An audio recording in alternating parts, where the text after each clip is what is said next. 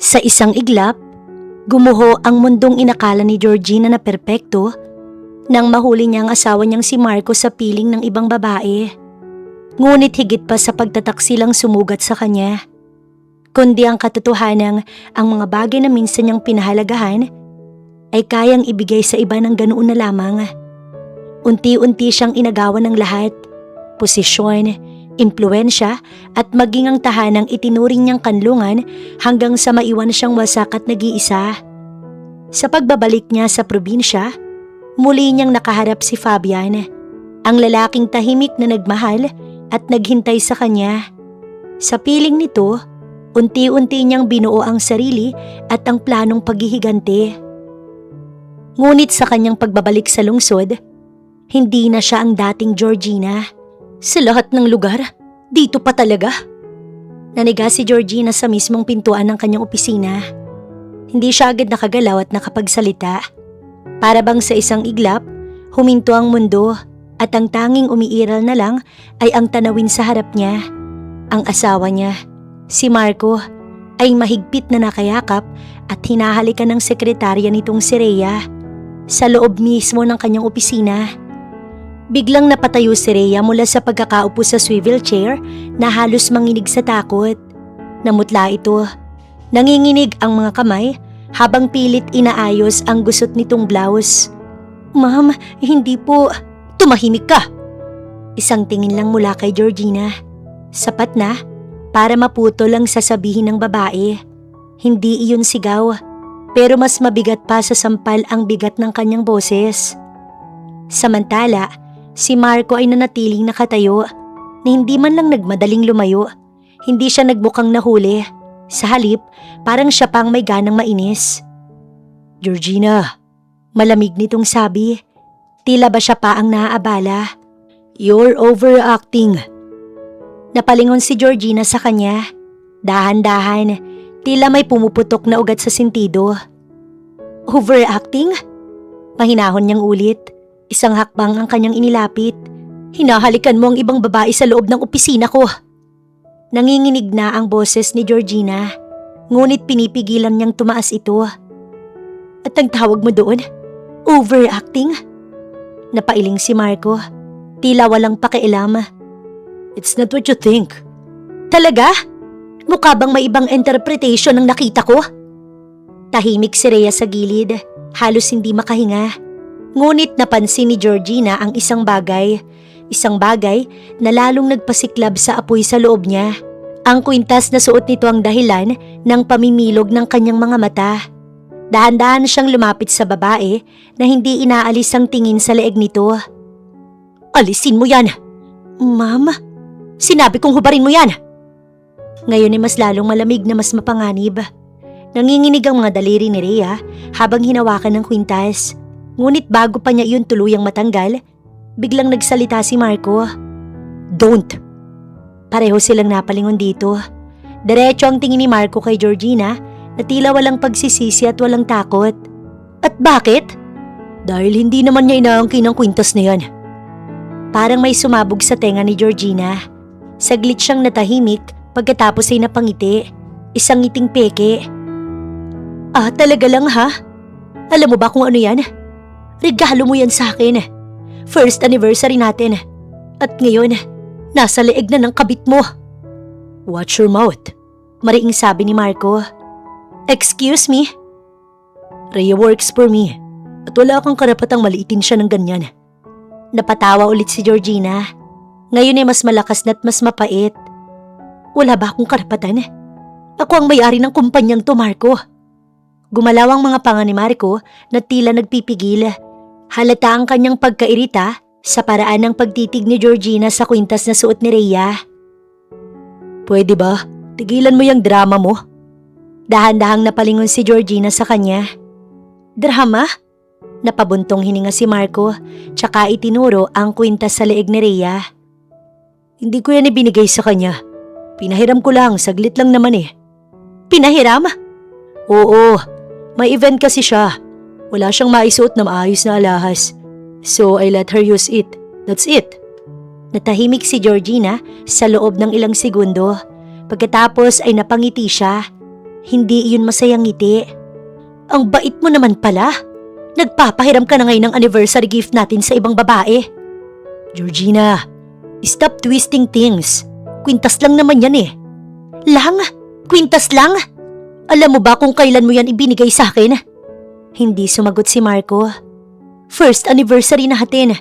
Sinabi mo pa noon na symbol yan ng commitment mo sa akin.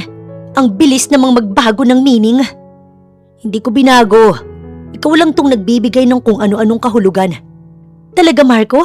So normal lang sa'yo na ipasuot sa ibang babae ang regalong ibinigay mo sa asawa mo? Sinabi ko ng pinahiram lang. Bakit ba pinapalaki mo to? Dahil nahuli kita. Hindi to tungkol lang sa kwintas, Marco. Nahuli kita na hinahalikan siya. Wala agad na isagot si Marco. Sumingit si Rhea. Nanginginig ang boses. Ma'am, hindi po talaga. Tumahimik ka! Putol agad ni Georgina. Hindi man lang tumitingin sa kanya. Muling bumalik ang tingin niya kay Marco. Anong ipapahiram mo next time? Sing-sing? Apelyido mo? Enough! Malamig na sabi ni Marco. Hindi pa ako tapos, Marco. Lumapit siya kay Rhea, tsaka marahang hinawakan ng kwintas sa leeg nito. Alam mo ba kung anong pinakamalaking problema rito? Hindi dahil pinahiram yan sa'yo, kundi dahil pumayag kang isuot ang bagay na hindi naman sa'yo.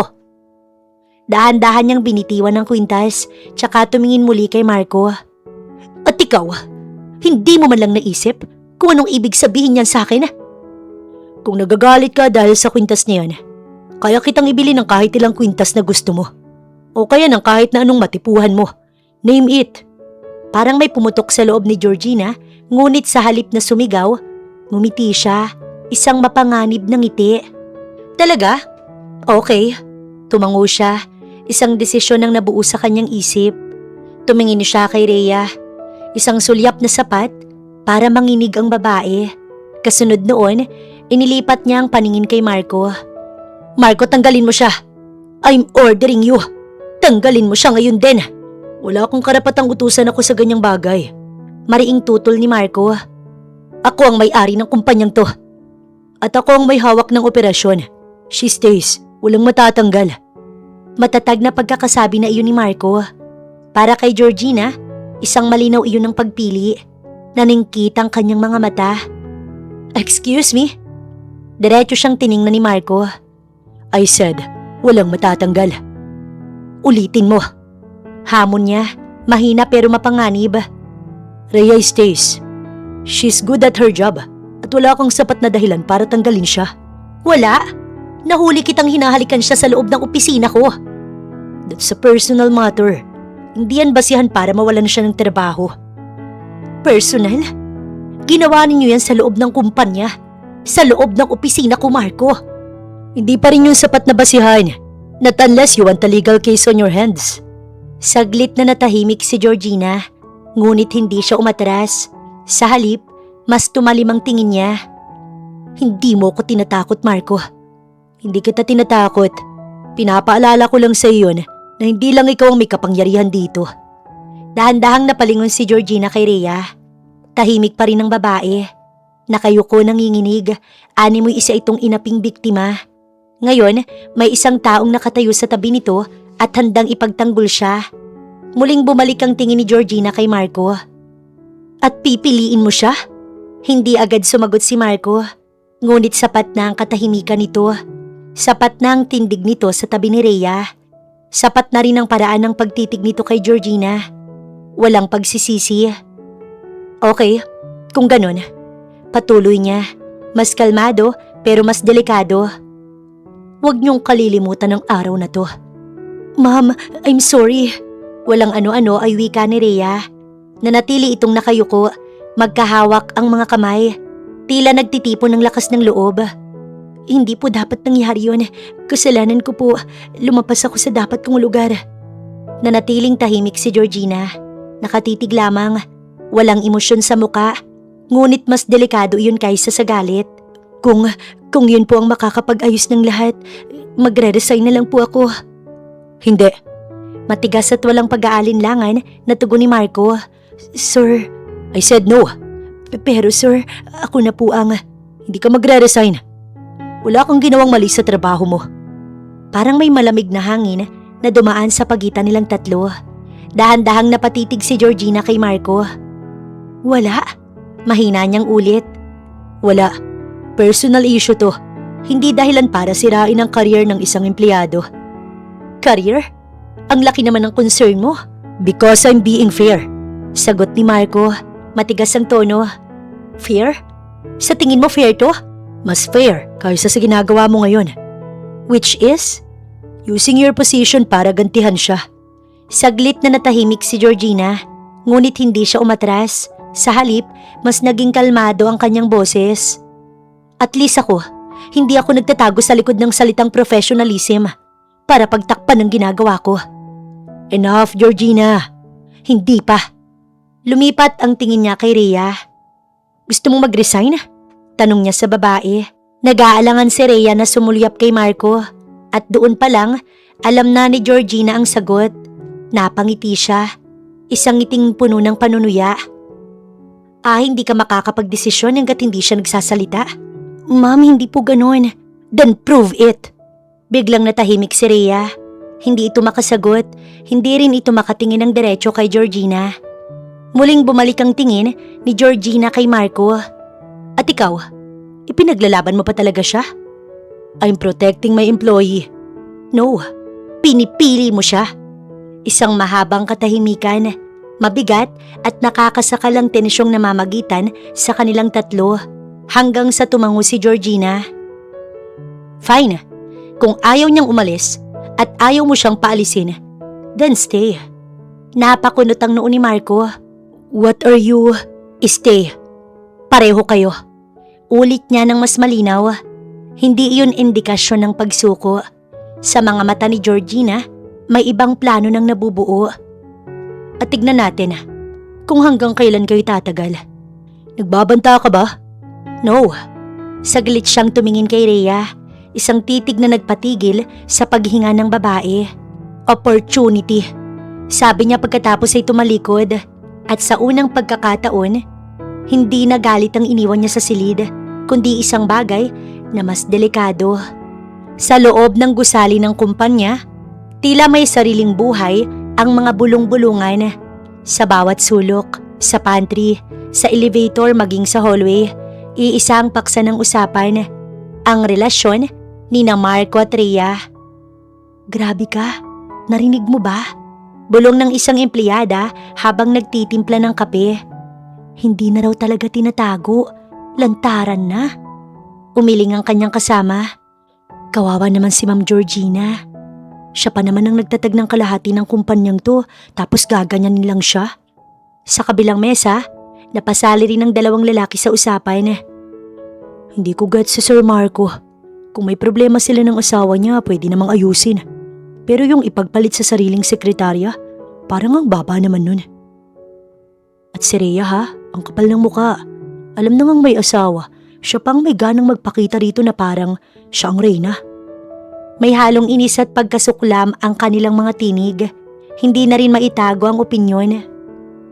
May nagsabi pa nga, nakita raw siya kahapon, suot yung kwintas na galing kay Sir Marco na iniregalo nito nung first anniversary nila ni Ma'am Georgina.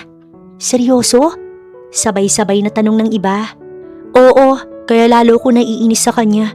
Parang sinasadya niyang ipamuka. Hindi na respeto yun. Pananadya na yun. Napailing ang isa. Bigla silang nanahimik nang maramdamang tila may paparating.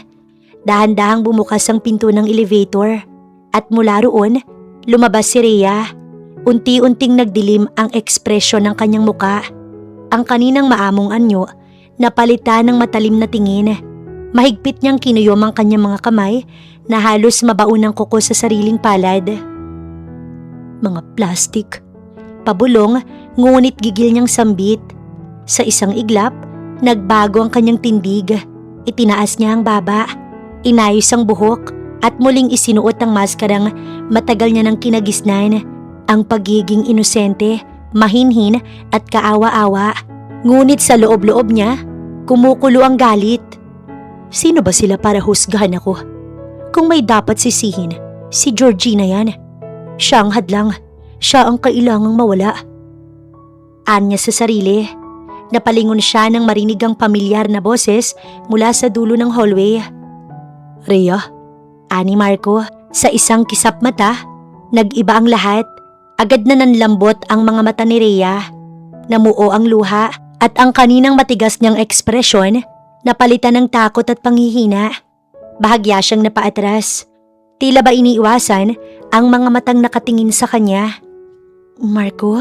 Mahina niyang tawag at nanginginig pa ang boses. Mabilis na lumapit si Marco na halatang nag-aalala. Anong nangyari? Hindi agad nakapagsalita si Rhea. Yumuko siya. Pinilit pigilan ng luha upang lalong magmukhang totoo ang kanyang pagpapanggap. Sila, halos pabulong niyang sabi, sabay sulyap sa mga empleyadong agad nagkanya-kanyang iwas ng tingin. Pinagtatawanan nila ako at kinukot siya. Ha? Bakit? Anong ginawa nila sa'yo? Hindi ko alam, pero simula kahapon, iba na ang trato nila. Parang may nag-uutos sa kanila na ganunin ako. Gumalaw ang mga panga ni Marco sa galit. At sino naman ang mag-uutos? Hindi agad sumagot si Rhea. Sa halip, bahagya siyang napailing, kunwaring nagdadalawang isip. Ayokong mag-isip ng masama pero sino pa bang may kapangyarihan para impluwensyahan silang lahat? Isang katahimikan ang bumalot sa pagitan nila at sa katahimikang yun, tila kusang nabuo ang sagot sa isipan ni Marco. Georgina. Halos pabulong, ngunit puno ng galit niyang sambit. Agad na umiling si Rhea, kunwari nagtatanggol. Huwag mo siyang pagbintangan agad, baka nagkataon lang. Ngunit huli na, nagngangalit na sa galit si Marco. Kumuyom ang kanyang kamao at tumalim ang kanyang tingin. Hindi ako papayag na ginaganyan kanila. At lalong hindi ako papayag na ginagamit ni Georgina ang posisyon niya para ipahiya ka. Marco, please, ayokong lumaki pa to. Ngunit sa kabila ng kanyang mga salita, may lihim ng ngiti na sumilay sa sulok ng kanyang labi. Isang ngiting hindi napansin ni Marco, isang ngiting puno ng tagumpay. Habang abala si Marco sa galit nito, bahagyang itinaas ni Rhea ang kanyang muka at sa isang iglap, nawala ang luha. Napalitan iyon ng isang malamig at mapaglarong ngiti, isang ngiting puno ng panlilinlang. Kumuyom ang mga kamao ni Marco at walang lingon-lingon na naglakad palayo, diretso sa direksyong alam niyang kinaroroonan ni Georgina.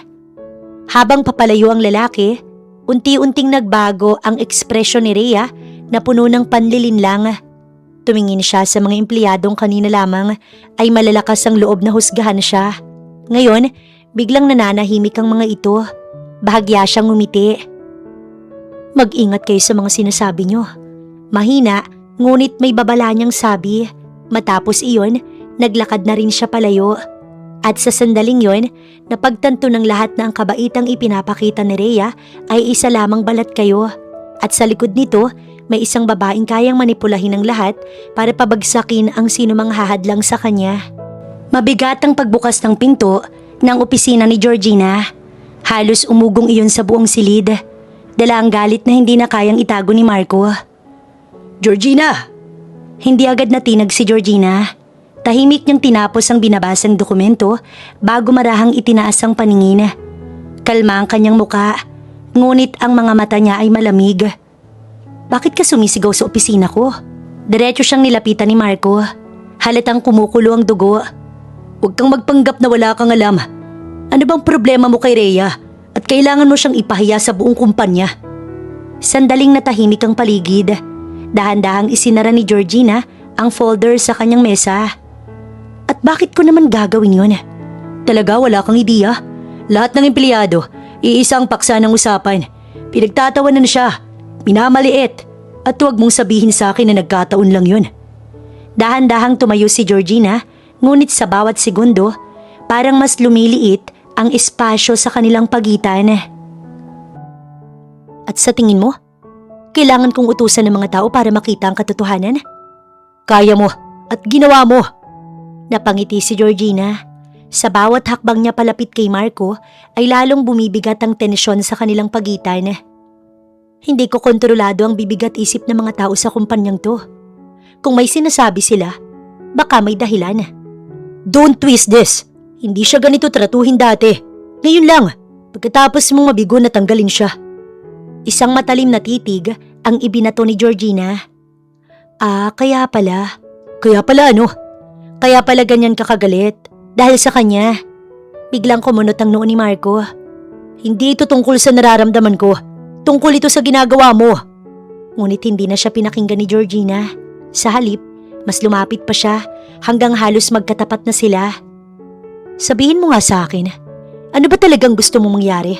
Na ako ang mag-adjust? Na ako ang manahimik habang nilalapastangan mo ko sa sarili kong kumpanya? Hindi agad nakasagot si Marco. Sa halip, bigla niyang kinuha ang isang maliit na kahon mula sa kanyang bag at mariing inilapag iyon sa mesa. Malakas mariin, parang deklarasyon. Kung ang problema mo ay yung kwintas. Binuksan ni Marco ang kahon at isa-isa niyang inilapag ang laman. 1, 2, 3, 4, 5. 5 mamahaling kwintas ang kumislap sa kanilang pagitan. Para sa'yo lahat ng yan. Mas mahal pa sa kahit anong ibinigay ko noon. Nanahimik lamang si Georgina at hindi gumalaw. Nakatitig lang siya sa mga alahas. Parang hindi makapaniwala.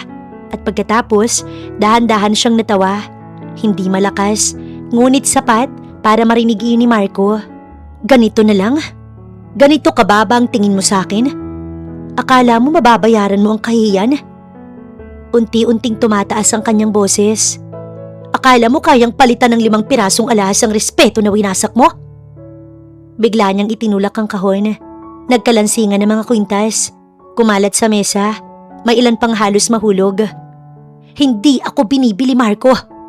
Napaatras ng bahagya si Marco. Ngunit agad ding tumigas ang kanyang muka. Hindi kita binibili.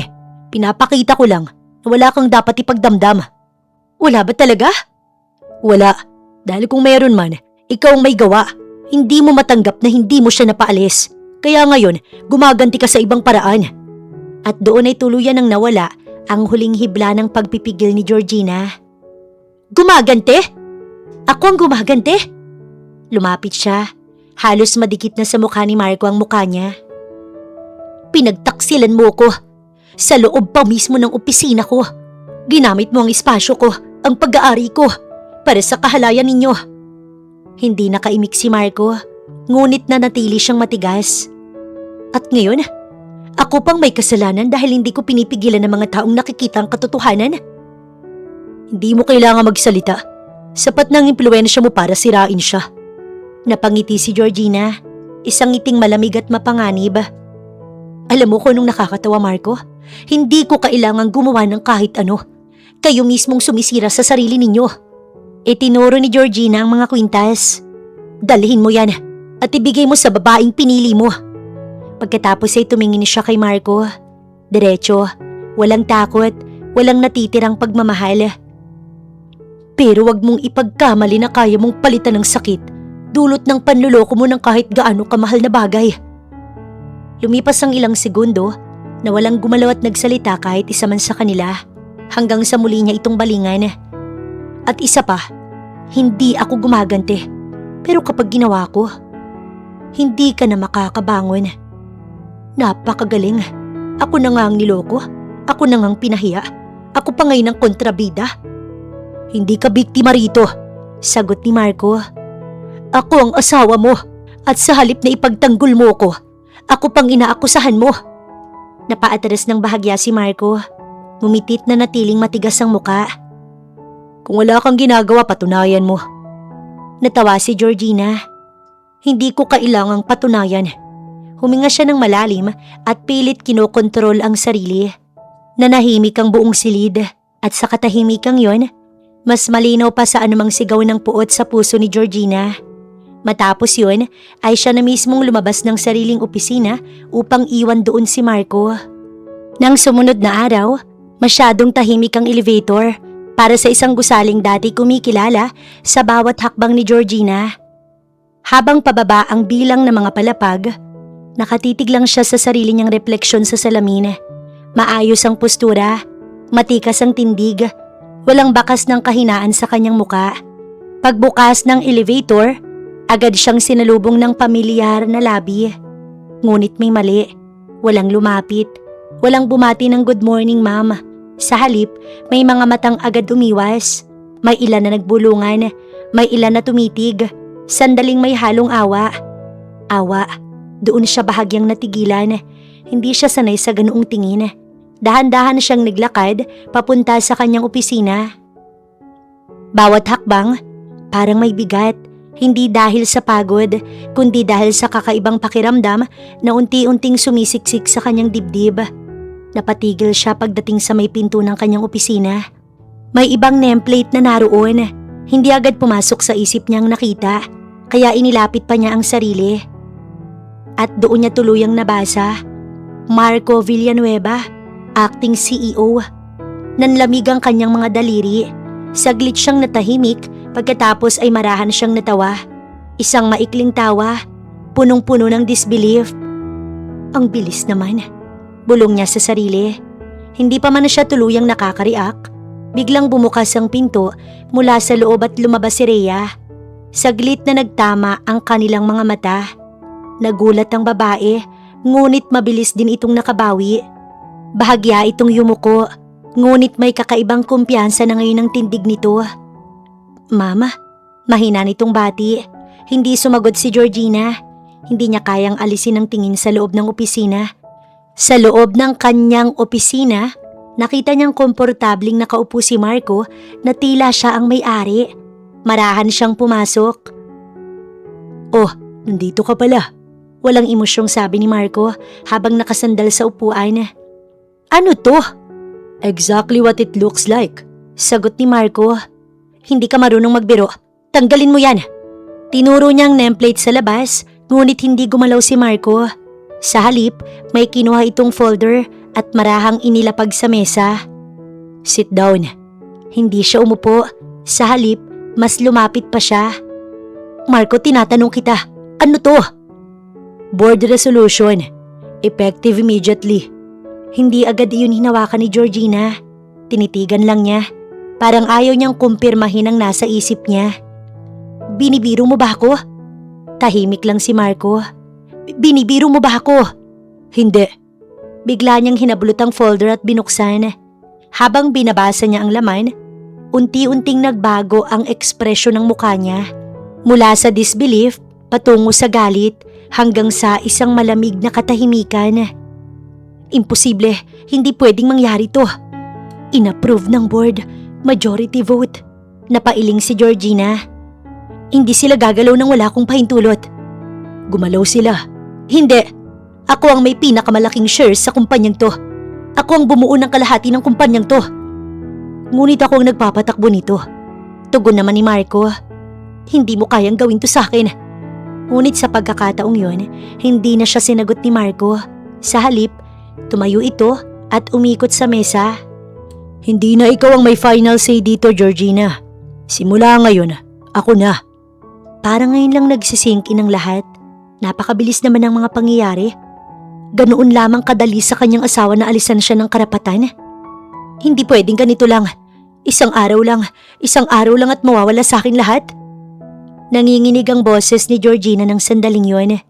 Tahimik lang si Marco at ang katahimikang yun ay mas masakit pa sa kahit anong sagot. Ganun na lang? Ganun na lang mo ko papalitan? Hindi kita pinalitan. Inalis ka lang sa posisyon na hindi mo na kayang hawakan. Para siyang sumabog. Hindi ko kayang hawakan. After everything, ako ang nagdala sa kumpanyang to kung nasan ako ngayon. At ako na ang magpapatuloy. Hindi mo ko kayang burahin. Sigaw ni Georgina. Ngunit hindi gumalaw si Marco. Ngunit hindi rin ito nagtaas ng boses. At hindi mo rin ako kayang pigilan. Muling bumagsak ang katahimikan. Mabigat, masakit. At doon, sa unang pagkakataon, naramdaman ni Georgina ang isang bagay na matagal niyang hindi naranasan. Kawalan. Dahan-dahan siyang lumingon sa paligid. Hindi niya nagawang umiyak ng sandaling yun. Hindi siya sumigaw. Sa halip ay napangiti siya.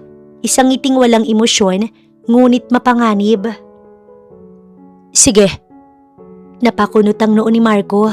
What? Tumango si Georgina. Sige, sayo na yan. Sandaling natahimik si Marco. Parang hindi nito inaasahan ang ganoong reaksyon. Ngunit hindi pa tapos si Georgina. Dahan-dahan siyang lumapit hanggang halos magkatapat na sila. At tandaan mo, Ang pinakamabilis na pag-akyat, siya ring pinakamabilis na pagbagsak. Hindi na siya naghintay ng sagot. Tumalikod siya at sa bawat hakbang palabas ng opisina, hindi na siyang babaeng nawalan, kundi isang babaeng may binubuong ganti. At sa pagkakataong yun, ang tunay na laban nagsisimula pa lamang. Nang tuluyang makalabas na si Georgina ng gusali, humugot siya ng malalim na hininga habang nakatitig sa salaming pinto ng gusali. Ang kumpanyang minsan niyang itinuring na kaharian. Hindi niya inaasahan na mismo mula pa sa lalaking minahal niya manggagaling ang kawalan niya ng kapangyarihan roon. At mas masakit pa roon, wala man lang siyang laban na naibigay. Mariin niyang hinawakan ng kanyang bag. Pilit kinakalma ang panginginig ng kanyang mga kamay. Hindi siya iiyak. Hindi sa lugar na ito. Hindi sa araw na ito. Tahimik siyang naglakad at sumakay na sa kanyang kotse. Sumalubong ang malamig na hangin ng hapon sa kanyang muka nang makarating siya sa harap ng kanilang magarang mansyon. Ang tahanang minsan niyang pinangarap, pinundar at inalagaan. Nakailang busina pa siya bago iyon binuksan ng kanilang gwardya. Matapos maipark ang kanyang kotse, bumaba na siya roon at tinungo ang pinto ng mansyon. Ang pinto ang dating nakabukas na sa tuwing siya ay darating, ngayon ay nanatiling nakasara. Wala ang mga kasambahay na karaniwang sumasalubong sa kanyang pagdating. Napakunot noo siya nang pagpihit niya ng doorknob. Hindi niya iyon mabuksan. Napatigil siya. Muli niyang sinubukan. Mas madiin ngunit wala pa rin. Hindi naman niya inugali na magdala ng susi sa tuwing aalis siya dahil panatag naman siyang anumang oras magagawa niyang pumasok doon. Anong? Mahina niyang usal habang unti-unting bumibilis ang tibok ng kanyang puso. Biglang bumukas ang maliit na bintana sa gilid ng pinto. Sumilip si Aling Celia, ang matandang kasambahay nila na matagal na nilang tauhan. Ma'am, buksan niyo po ang pinto, Aling Celia. Hindi agad kumilos ang matanda. Sa halip, ibinaba nito ang tingin. Paumanhin po, ma'am. May utos po si Sir Marco. Katatawag lang niya po kanina. Parang may malamig na tubig na ibinuhos sa kanyang pagkatao. Anong utos? Hindi na po kayo pwedeng papasukin dito. Sandaling natigilan si Georgina. Parang hindi agad pumasok sa isip niya ang mga salitang yon. Ano? Ako ang may-ari ng bahay na to. Unti-unting nanghina ang kanyang mga tuhod. Hindi siya agad nakapagsalita. Hindi agad nakagalaw. Inalisan na rin ba siya ng karapatan ng lalaking pinakasalan niya sa bahay na to? May iniwan rin po siyang bilin. Kung may kukunin po kayo, kailangan daw pong ipaalam muna sa kanya. Pasensya na po talaga, ma'am. Hindi ko po masuway si Sir. Alam niyo naman po na siyang nagpapaaral sa mga anak ko. Doon tuluyang bumigay ang huling hibla ng pagpipigil ni Georgina. Marahan siyang tumangwat na pabuntong hininga. Saglit siyang tumingin sa pinto. Sa bahay at sa buhay na nawala sa kanya sa loob lamang ng isang araw. Pagkatapos, marahan na siyang umatras at sa unang pagkakataon, naramdaman niyang wala na siyang babalikan pa. Noon din, muli siyang sumakay sa kotse at muling bumalik sa opisina ng asawa.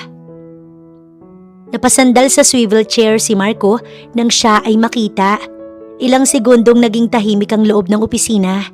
Masyadong tahimik para sa dalawang taong dati hindi kayang mabuhay nang hindi nag-uusap. Nakatayo si Georgina sa gitna ng opisina.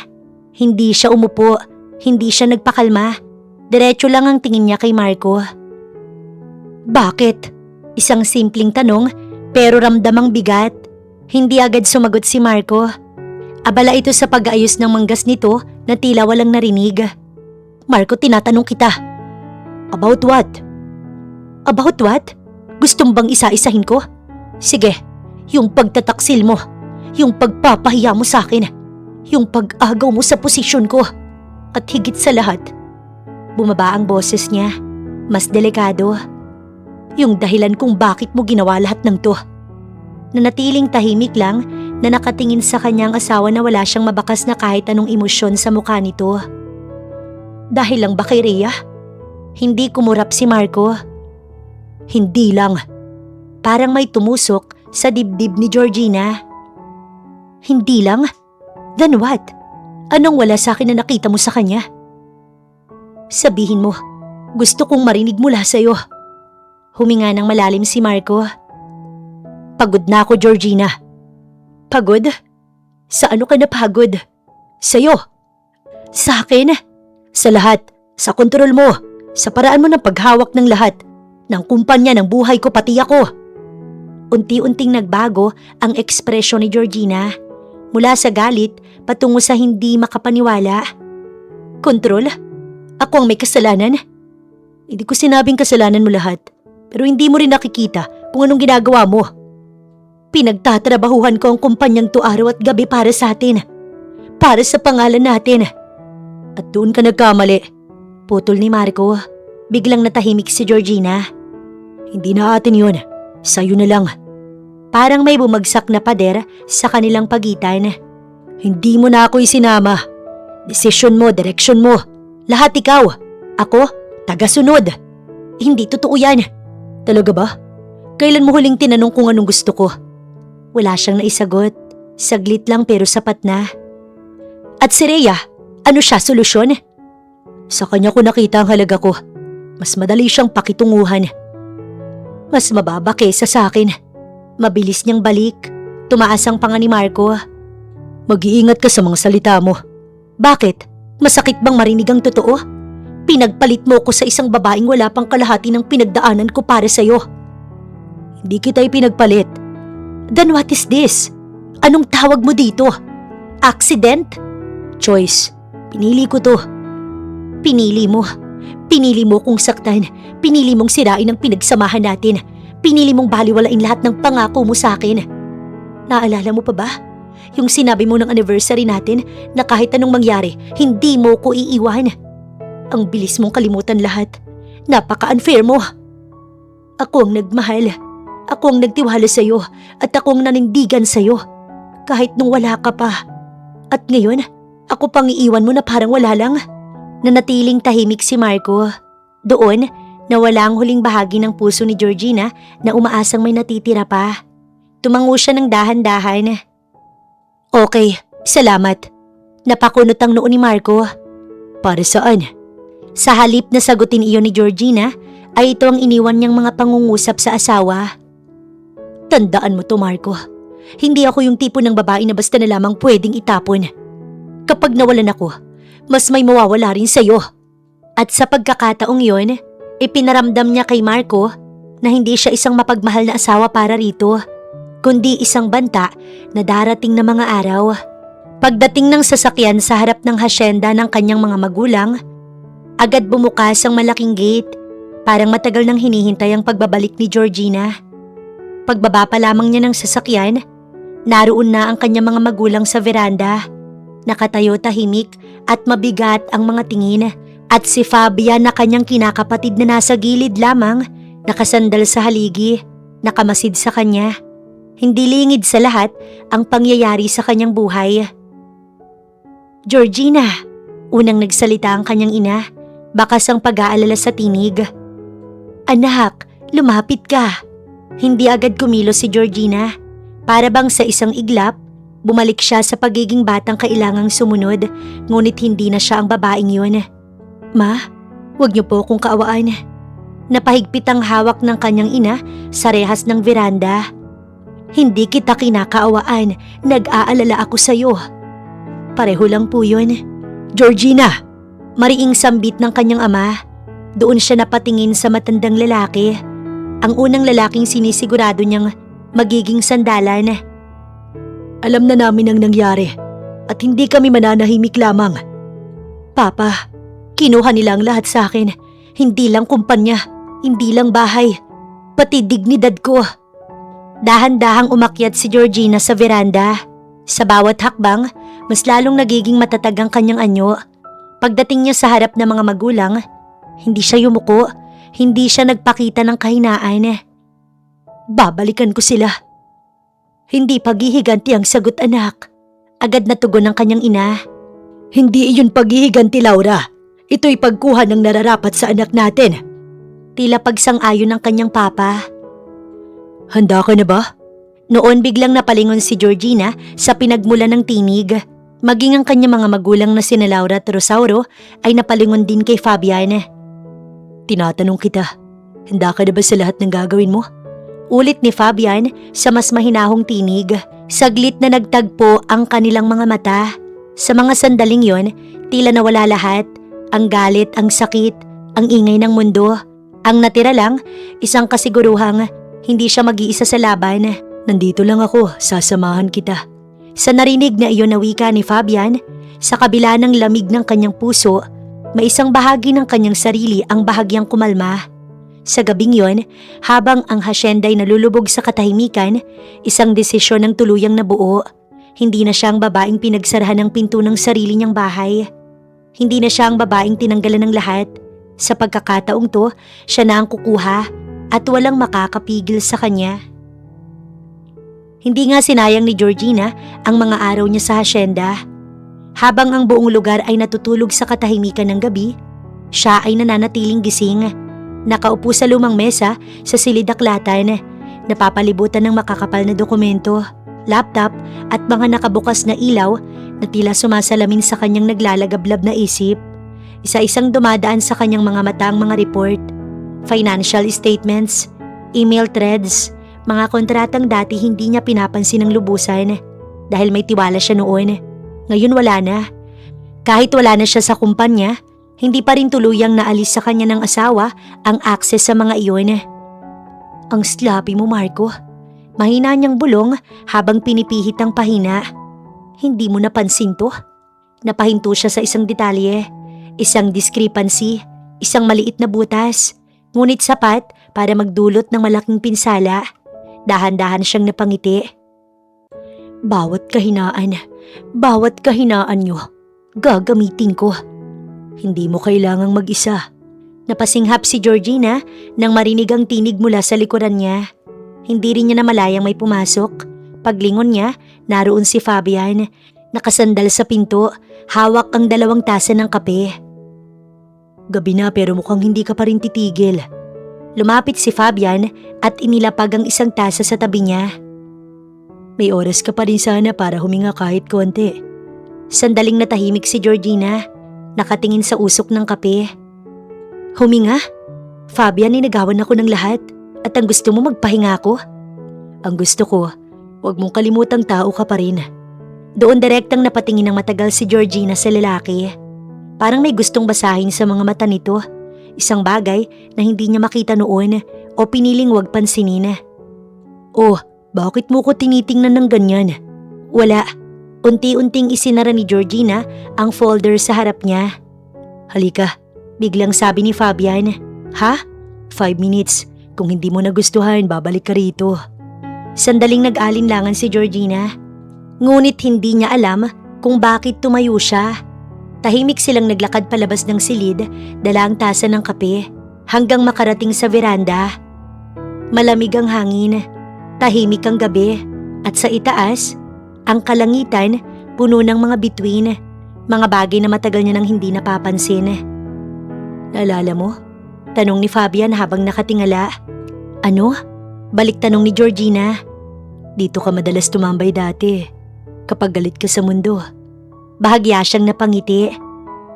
Hanggang ngayon naman, galit pa rin ako. Hindi, iba na to. Mas tahimik?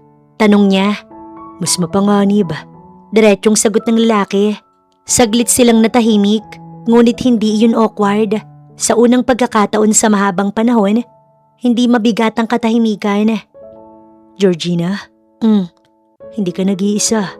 Hindi agad sumagot si Georgina. Sa halip, bahagya siyang umiti, isang ngiting hindi puno ng pait. Alam ko, sabi niya at saka siya tumingin kay Fabian.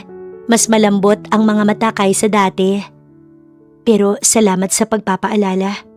Saglit na nagtagpo ang kanilang mga mata. Walang salitang namagitan sa kanila, ngunit may kakaibang damdamin silang naramdaman. Unang pagkakataon na naramdaman iyon ni Georgina sa ibang lalaki bukod sa kanyang asawa. May kakaibang kaba sa kanyang dibdib na dulot na mga tingin sa kanya ng lalaki. Babalik na ako sa loob, sabi ni Georgina na bahagyang umatras. Tila hindi niya kayang tagalan yun. Marami pa akong kailangang gawin. Hindi niya na hinintay pang tumugon si Fabian. Noon din, humakbang na siya pabalik sa library. Nang makapasok doon at maisarang muli ang pinto, tsaka siya napahawak sa dibdib at tila noon lang nakahinga ng maayos. 3 buwan nang lumipas. Ganon katagal na nawala si Georgina sa lungsod at sa loob ng panahong yon, unti-unti niyang inaral kung paano muling bumuo ng sarili mula sa mga sirang piraso. Ngunit hindi siya bumalik bilang parehong babae. Bumalik siya ng mas tahimik, mas matalim at mas mapanganib. Sa pagkakataong yon, kukunin niya lahat ng nawala sa kanya. Ang conference room, masyadong malamig para sa tensyong naroroon. Nasa gitna si Georgina ng malaking mesa. Sa harap niya si Marco, nakapormal, nakalarawan sa mukha ang kumpiyansa. Sa tabi nito, si Rhea, nakangisi na parang alam niya na ang lahat ng kalamangan. At sa likod ng glass wall, si Fabian, nakatayo lang, hindi nakikialam, ngunit malinaw na nagmamasid. Hindi ko inakalang makakabalik ka pa. After everything I did to you. Sabi ni Marco na tila siya'y sinusukat. Bahagyang ngumiti si Georgina. Hindi ko inakala na may lakas ka pa ng loob na sabihin yan. Napatingin si Rhea sa kanya ng iritado. Wala nang pagiging inosente nito at tila pagkaapi na tulad ng dati. Ngayong nabigyan na ito ni Marco ng karapatan sa lahat ng nawala sa kanya, bigla itong nagbago. Let's not pretend. You lost. You left. He moved on. Sabi ni Rhea. Tumingin si Georgina sa kanya. Sandaling katahimikan, pagkatapos ay tumawa. Mahina pero may laman.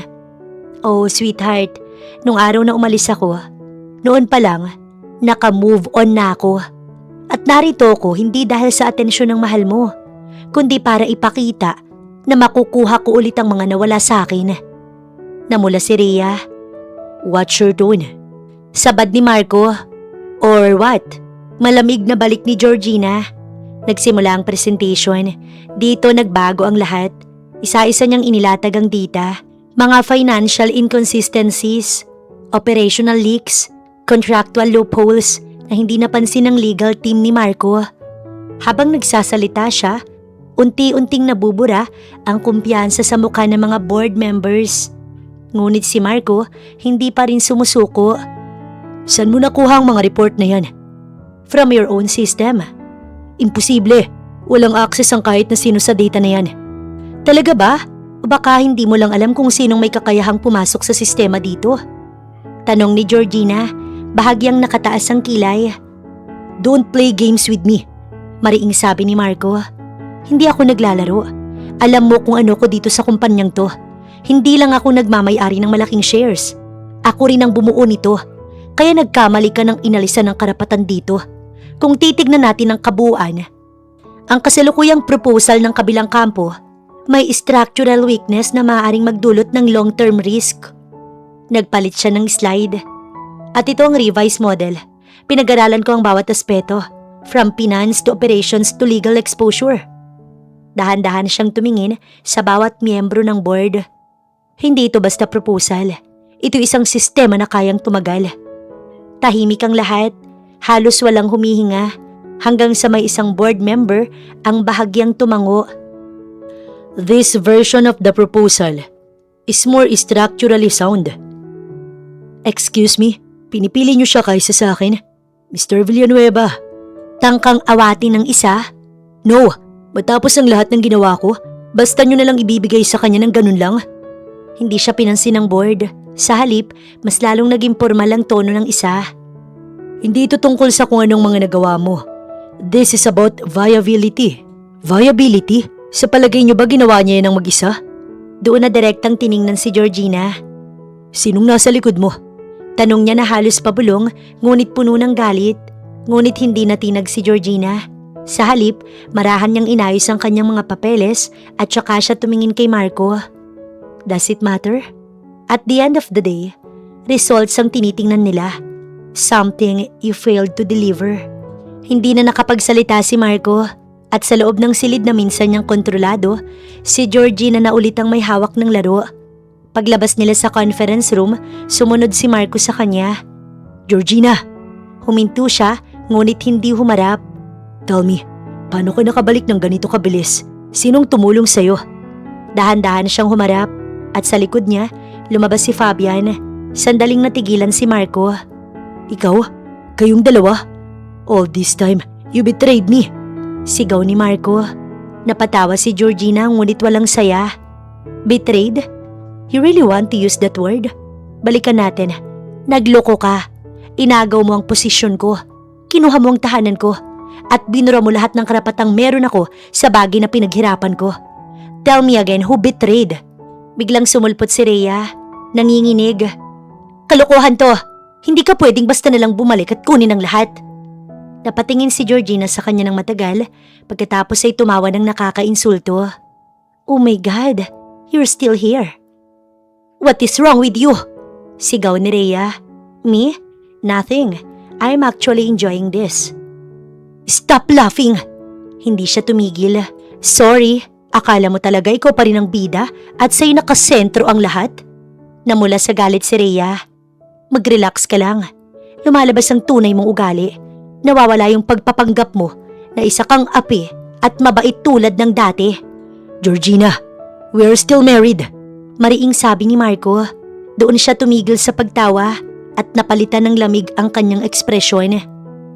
Ulitin mo nga ang sinabi mo. Kasal pa rin tayo. That gives me rights. Rights? Sandaling katahimikan at saka inilabas ni Georgina ang envelope. Inabot iyon ni Marco. Divorce papers. Napahinto si Marco. Hindi mo ko kayang i-divorce ng ganun lang. You still love me. Nagsiselos ka lang kay Rhea. Watch me. Lahat ng ito, mapupunta rin ito pabalik sa akin. Biglang tumawa si Rhea pero pilit. Sa palagay mo ba? Pakakawalan ka niya? He already didn't choose to me. That's the whole point. Georgina, sabi ni Marco, mas mababa na ang boses nito ngayon. This isn't over. Mabuti, dahil nagsisimula pa lang ako. Matapos sabihin yon, iniwan niya ang dalawa. Si Marco'y naiwan na nakatayo, si Rhea nanginginig sa galit, at si Fabian nakatingin lang kay Georgina na parang alam niyang ito ang simula ngunit hindi ang katapusan. Nang sumunod na araw, isinama ni Fabian si Georgina sa Laguna kung saan sa isang riverside restaurant sila humantong. Tahimik ang paligid, tanging huni ng hangin ang maririnig. Sa magkabilang gilid, sumasayaw ang mga puno ng nyog at ang araw ay banayad na tumatama sa ibabaw ng tubig.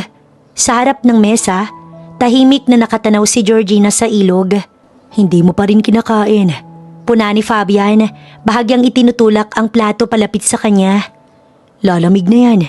Hindi agad sumagot si Georgina. Nakatuon pa rin ang kanyang mga mata sa tubig, parang may hinahanap o may sinusubukang alalahanin.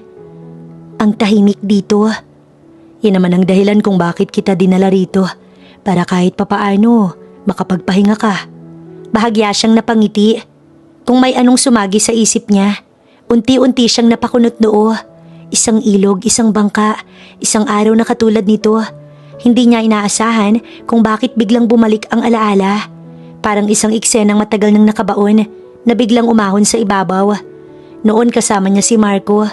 Masaya sila o akala lang niya. Sumasakay sila sa isang maliit na bangka. Hanggang sa isang maling galaw, isang pag-uga ng bangka, isang sigaw. Hindi siya makahinga. Hindi siya makasigaw habang unti-unting lumulubog ang kanyang katawan. Ang tanging naririnig niya ay ang tibok ng kanyang puso at ang katahimikan ng ilalim ng ilog.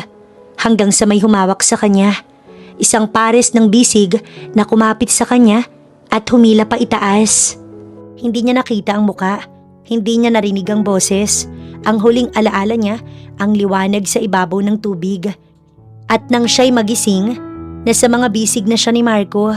Si Marco ang unang mukha na kanyang nakita. Si Marco ang pinaniwalaan niyang nagligtas sa kanya. Georgina, napakurap siya. Bumalik ang kanyang paningin sa kasalukuyan. Nasa harap niya si Fabian, nakatingin at may bahid ng pag-aalala. Ano bang nangyari sa'yo? May naalala lang ako. Tungkol naman saan? Tumingin siya muli sa ilog. Isang aksidente sa ilog. May nangyari sa akin noon, kasama ko si Marco. Muntik na akong malunod. Bahagyang nagbago ang ekspresyon ni Fabian. Ngunit nanatili siyang tahimik. Napahigpit ang hawak niya sa baso. Hindi mo sinabi sa akin yan dati. Hindi ko rin alam kung bakit ngayon ko lang naalala ng malinaw. Sagot ni Georgina. At siya ang nagligtas sa'yo? Tanong ni Fabian. Tumingin si Georgina sa kanya.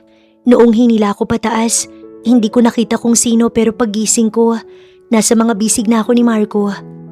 Tinitigan siya ni Fabian ng matagal pero may gustong sabihin ngunit piniling manahimik. Fabian, kung ikaw ang nandoon, ililigtas mo ba ako? Oo naman. Natural, lagot ka kay Papa kung hahayaan mo akong malunod.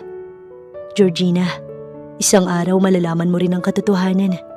Sa halip na isatinig, ay nanatili lang iyong bulong sa isip ni Fabian. Sa labas, patuloy ang agos ng ilog, ngunit sa loob ng katahimikan ng sandaling yon, may isang alaala ang nagsimulang gumalaw, isang katotohanang malapit ng malahad at hindi magtatagal. Malalaman din ni Georgina kung sino ang tunay na humilas sa kanya mula sa ilalim ng ilog. Makalipas ang ilang araw, muli na namang nagkita sina Marco at Georgina sa board meeting. Mula nung unang araw na nakabalik siyang muli sa kumpanya, hindi na siya nagawang alisan pa ulit ito ng karapatan doon. Lahat ng mata nakatutok kay Marco habang ipinapakita niya ang kanyang proposal. Confident siya sa simula habang nakangiti at may kontrol. Based on our market expansion strategy, we project at 45% growth within the next quarter. Excuse me? Ani Georgina. Hindi niya nilingon ng kahit sino. Binuksan lang niya ang kanyang folder. At saan mo nakuha ang 45%? From internal forecast. Interesting. Inilapag ni Georgina ang isang dokumento sa mesa. Dahil ayon sa ulat ng audit, kulang-kulang 30% ang itinaas nito. Nagkatinginan ng mga board members. Biglang nagbago ang atmosphere. Georgina, ano bang gusto mong palabasin? Tanong ni Marco. Tiningnan niya ito ng diretso at malamig.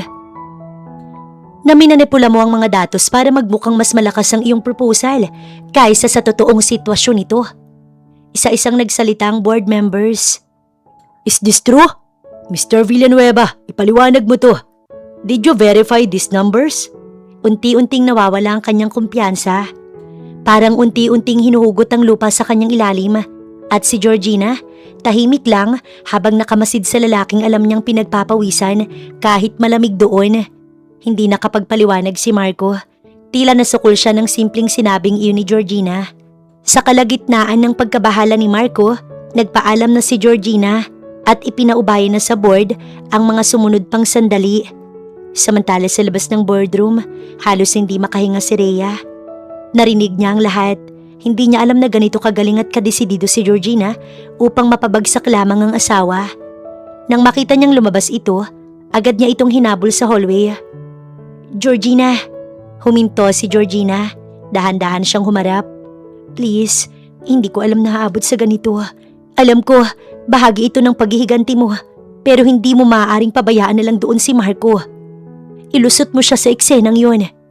Halos umiiyak na si Rhea. Oh, so ngayon inuutusan mo ko na isalba siya sa pagkasirang siya ang kusang gumawa.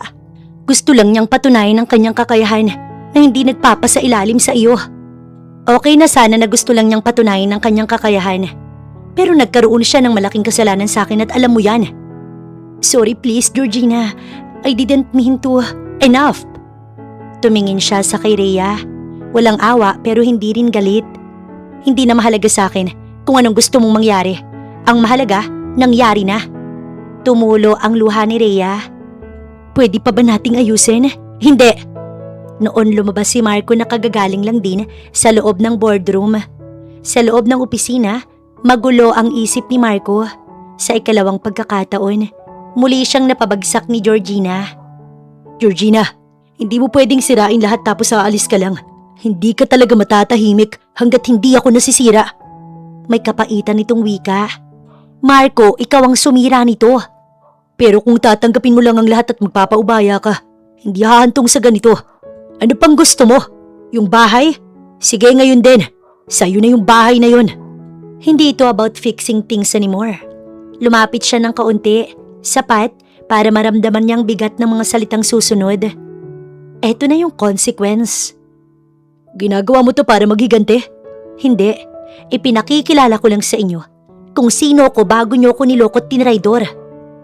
Tumigil ang mundo ni Marco sa sandaling yun at si Georgina muli siyang tumalikod sa dalawa. Habang si Marco Treya, kapwa na iwan sa gitna ng lahat.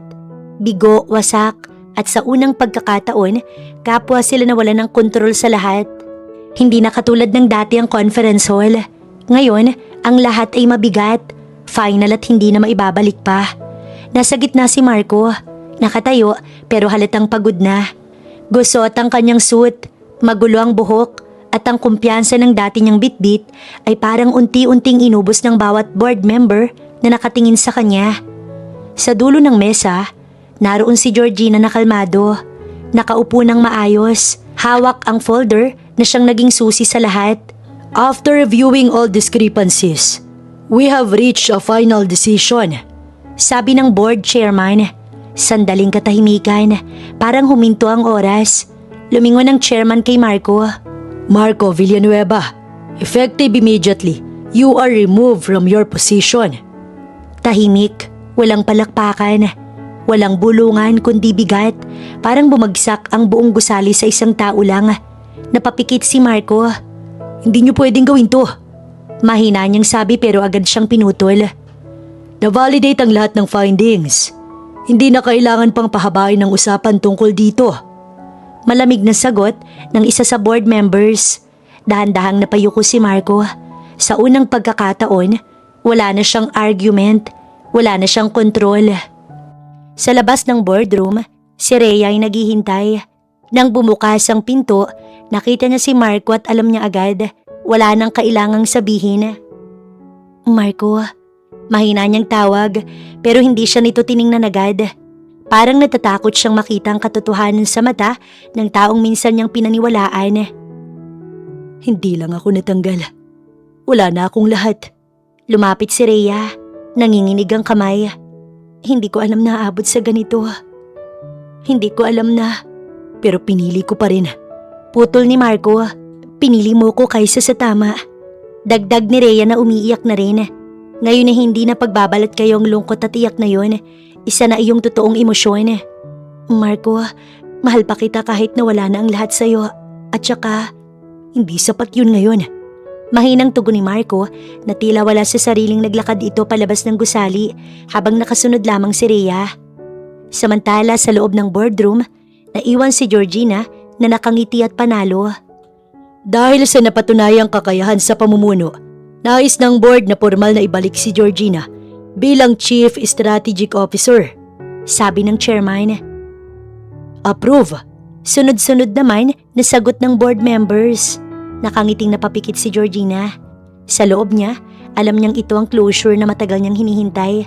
Hindi para maghiganti, kundi para bumalik sa kanya ang lahat ng inagaw. Nang sumunod na linggo, ipinasya ni Georgina na bumalik muli sa kanilang hasyenda.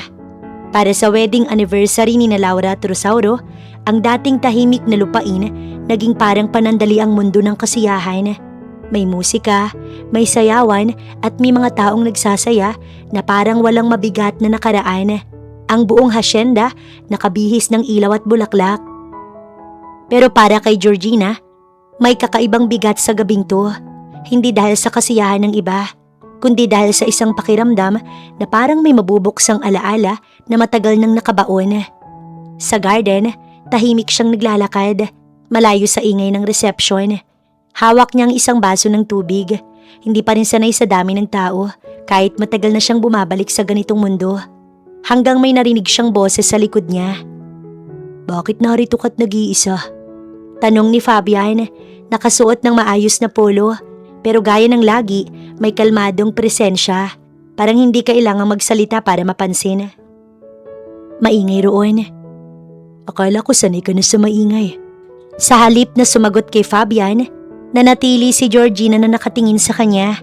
Pero hindi talaga siya naroon. Ang mata niya nakatuon sa harap, sa mukha nito. Ngunit ang isip niya, unti-unting hinihigop pabalik sa isang lugar na matagal niya nang pilit kinakalimutan. Parang may humigpit sa kanyang dibdib, isang biglang bigat na hindi galing sa kasalukuyan, kundi sa nakaraan. Muling bumalik ang pakiramdam ng malamig na tubig na bumabalot sa buong katawan niya. Yung klase ng lamig na pumapasok hanggang buto, hanggang sa unti-unti kang mawalan ng lakas.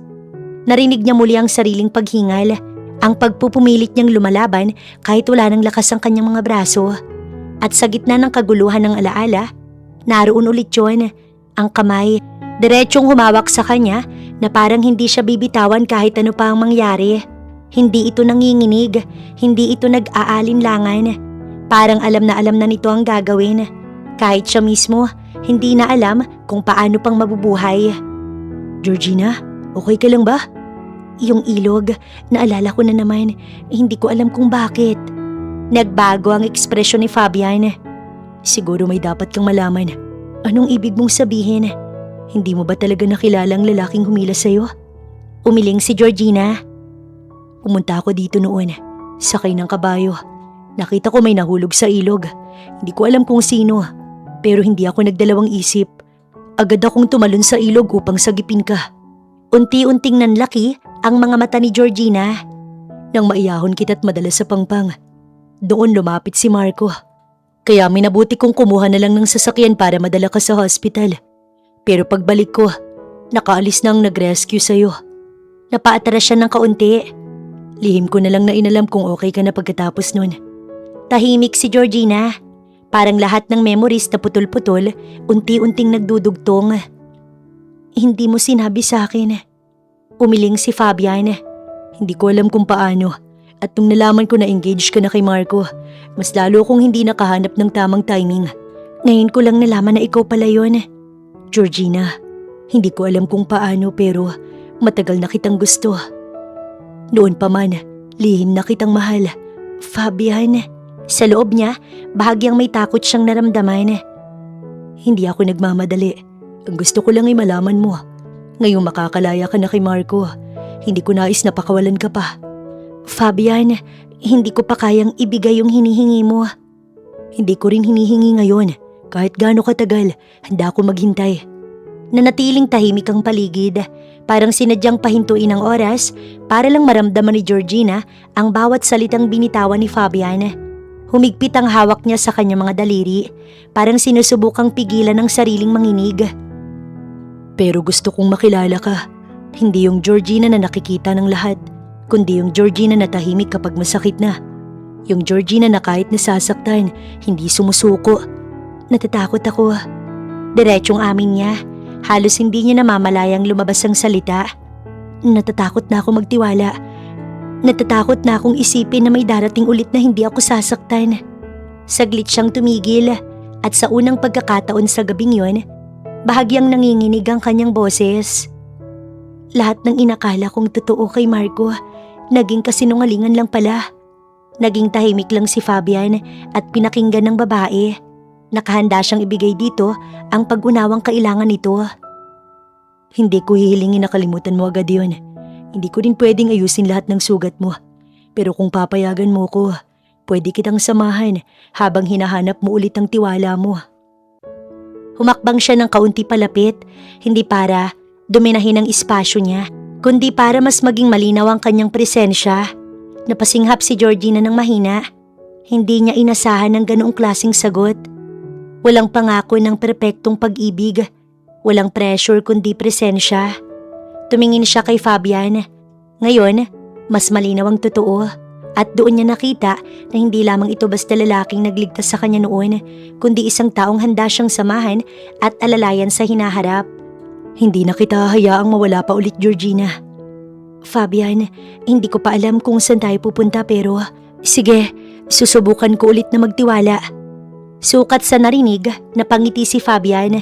Sapat na iyon sa kanya bilang simbolo ng isang magandang simula nila ni Georgina. At sa gitna ng ilaw ng hasyenda at ng musika ng pagdiriwang at mga alaala ng sakit, may bagong bagay na unti-unting bumubuo. Hindi pa pag-ibig, kundi posibilidad na magkakaroon sila ng magandang wakas sa piling ng isa't isa.